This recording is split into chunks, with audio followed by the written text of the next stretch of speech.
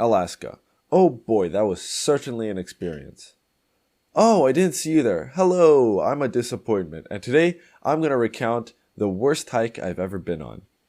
So what happened was, in August, my family went on a holiday trip to Alaska. Now, if you know anything about my family, we love an adventure. And by adventure, I mean barely escaping alive. Well, that's a little extreme, but not by much. So when we arrived at the airport, we were greeted by rain. And the forecast said it was going to rain the entire time we were there. My family thought, hey, it's just water. How bad can it be? Turns out, really fucking bad. So a couple of days into our trip, we decided to go on this 3-day hike. It's about 30 miles and has an elevation gain and loss of a few thousand feet. Twice. No biggie, we've been through worse. We arrive at the parking lot at noon, with an 8-mile hike ahead of us to the first hut. Now from what we read online, it's a mostly flat trail with a steep climb at the end. It's not too hard, and it'll take about 7 to 9 hours to complete. So we got out of the car, ducked out of the rain, and repacked our bags. Turns out, I forgot my sleeping pad. Oops. Oh well, we're staying in a cabin anyways, it can't be that bad. It was really bad. So we start our hike, and I shit you not, 100 feet in, and we hit a major roadblock. Because it had been raining for the last 5 days non-stop, the small creek that should have been easy to cross was suddenly 15 feet wide. My parents looked at this and thought, absolutely nothing about it. Warning signs be damned, we are going on this fucking hike. We ended up having to crawl through the bushes to get up higher to cross the stream where it was a little bit thinner. When we got out, we were soaked. We walked another 500 feet to a small bridge, and the water level was 3 feet below the deck. Oh well, that can't be foreshadowing. Warning signs be damned, we are going for a hike.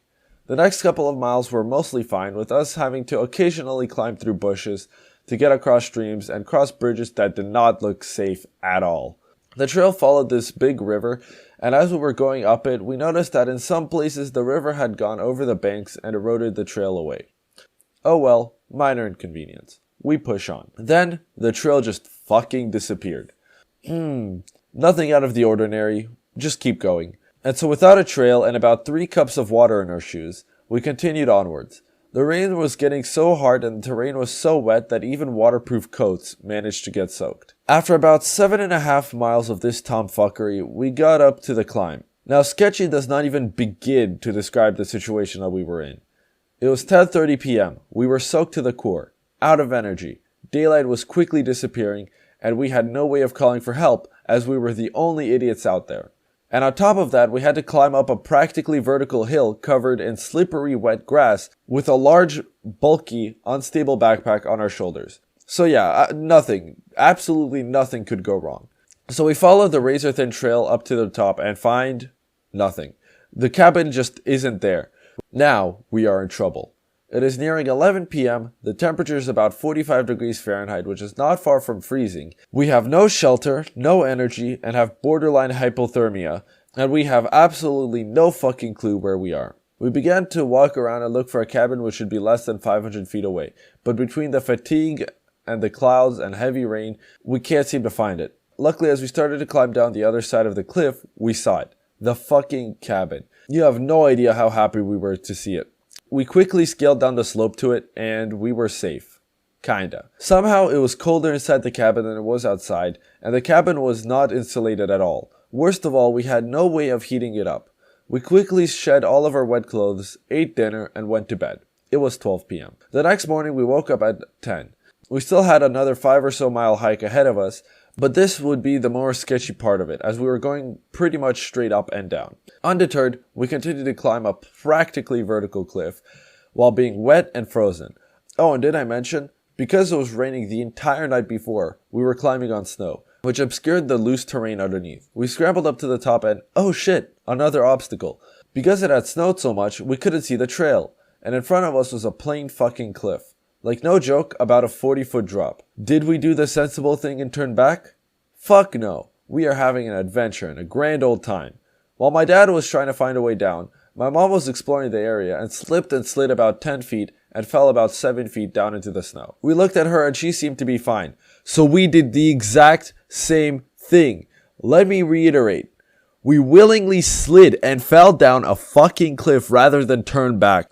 So good news is we got down from the cliff. Bad news, we have no way of getting back up if shit hits the fan. And now we're on a glacier with fresh snow. Now, those of you who don't do mountaineering might not see the issue, so let me explain. Basically, this is a crevasse, right? When it snows, it covers up that 40 to 100 foot deep hole. Now, usually the snow melts a bit and you can see the crack. But if the snow is fresh, well, good fucking luck to you, as your next step could be your last. Considering we were still wet from yesterday and were freezing, we couldn't dwell on this for too long, and we continued our descent to Bomber Hut. Now, this was probably the best part of the hike, as it was all downhill, the rain had finally stopped, we managed to dry out a little, and as we got down from the glacier, the sun began to shine for the first time in almost a week. Needless to say, when we got down to the newly renovated Bomber Hut, we were fucking ecstatic. The temperature had risen to 50 degrees, and we were finally starting to dry off. And for once, the inside of the hut was warmer than the outside. We ended the day with high morale and smiles on our faces. I mean, look at this. Is this not the best thing that you could have seen after 5 days of rain and 2 days of constant misery? It was almost worth it. Almost. Anyways, the keen amongst you would have noticed that we had gone about 12 miles out of the 30-something that we had to do. So the next day we got up nice and early, packed our shit, and began a long hike back. It was honestly so nice. We were finally dry, the sun was out, and we were no longer fearing for our lives. Oh, what's that? We can't seem to find the spot where we have to climb over this ridge to the final leg of our journey? Well, shit. After a few minutes of walking around, my sister noticed a small rope hanging out from beneath the snow. We had found the route. All we had to do now was climb it, and I'll just let my GoPro footage do the talking. Yeah, there is a rope. Okay. Yeah.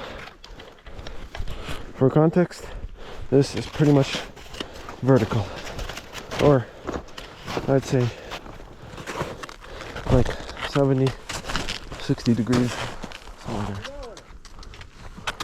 And there's the rope.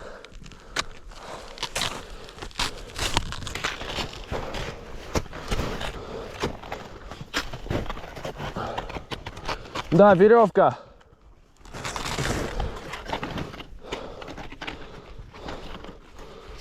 Хорошо заметила, Аня.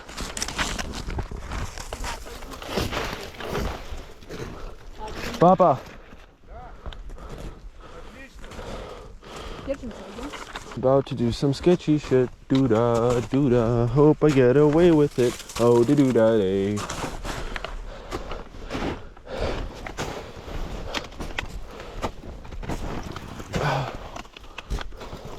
This is the worst.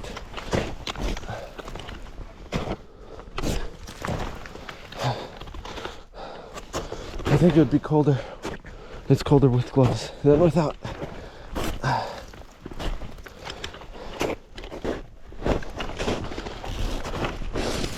Ooh.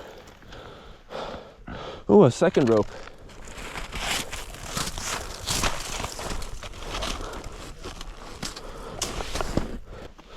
Ooh. Что? Не, она идет чуть повыше. Я сейчас иду. Осторожно, сейчас будет падать.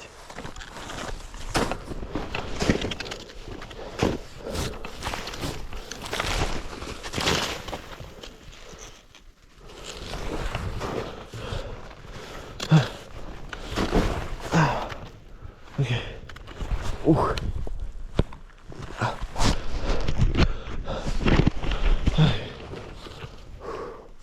Oh, a third rope. And a fourth.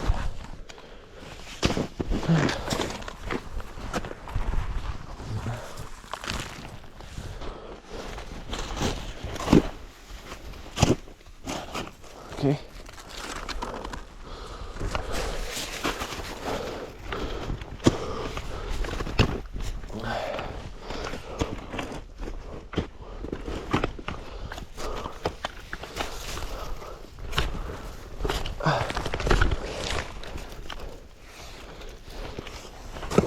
Okay, that's all gonna collapse.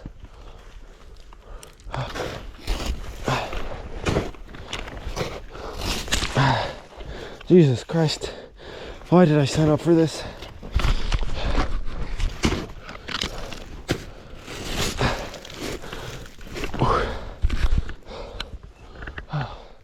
Almost at the top. Okay, so this rope goes right, these two go left. Oh, fucking brilliant. Okay. Oh god, I stepped on one.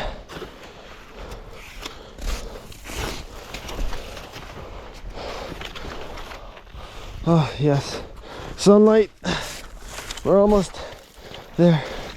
Almost. Come on.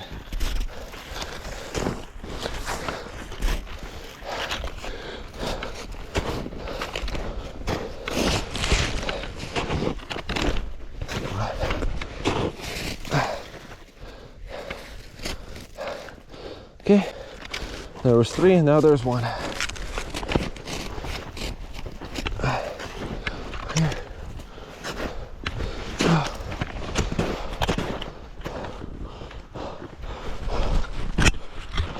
Зашел!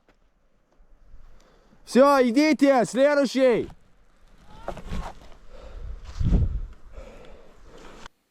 Yeah, if this isn't sketchy, I don't know what is. I was climbing up a nearly vertical wall that was covered in very loose and slippery snow, while hanging onto a rope that was connected to God knows where, all while my parents are 40-something feet below me on an icy glacier. Luckily, I got to the top fine, and my parents and sister followed suit. We stopped for a few minutes to eat lunch, and what's this? People! Yeah, that's right. After about 3 days of isolation, we had finally bumped into people. They were some military dudes that were on a hike to see an old B-52 bomber wreckage that we had passed on the way. And, well, they were hella unprepared. Like, we were unprepared, but holy shit, they had nothing. They had boots and ice picks, and that's it. And they had left 4 of their group behind because 1 got injured, 1 got psyched out, 1 decided to stay with them to make sure that they didn't die, and the 4th one was just missing. The 4th one apparently had gone on a slightly different route and was just out of view, but it did make us hella uncomfortable. Anyways, we ate food and the rest of the hike back happened without incident. It was actually pretty nice. There were finally people going to the same huts that we had recently been in, and the flood had receded just enough for us to see the trail that we were supposed to be on. Under the surface, of course. Anyways, yeah, that's the story. I hope you enjoyed. If you're from my family, I just want you to know that we are so fucking stupid for going on that hike. What were we thinking? And that it was fun and I kind of want to do it again. Anyways, see ya.